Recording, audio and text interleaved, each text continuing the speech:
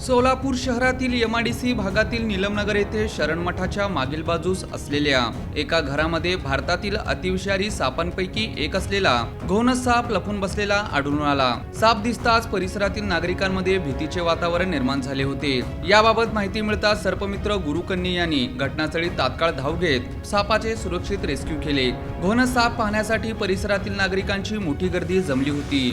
यावेळी सर्पमित्र गुरु कन्नी यांनी उपस्थित नागरिकांना सापांविषयी महत्त्वपूर्ण माहिती दिली।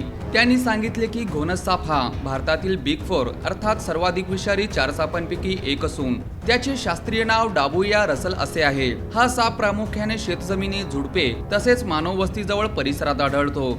याच्या विषाचा प्रकार रक्त गोठवणारा असून दंश झाल्यास तातडीने वैद्यकीय उपचार घेणे अत्यंत आवश्यक असते। घोणस सापाचे शरीर जाडसर व बोजड असते। साधारणपणे तो 1.5 मीटर पर्यंत लांबीचा असतो।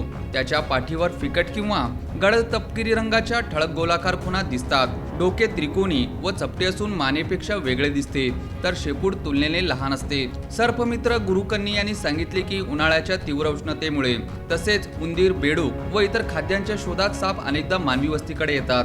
त्यामुळे साप दिसल्यास घाबरून न जाता किंवा त्याला मारण्याचा प्रयत्न न करता त्वरित सर्पमित्रांशी संपर्क साधावा।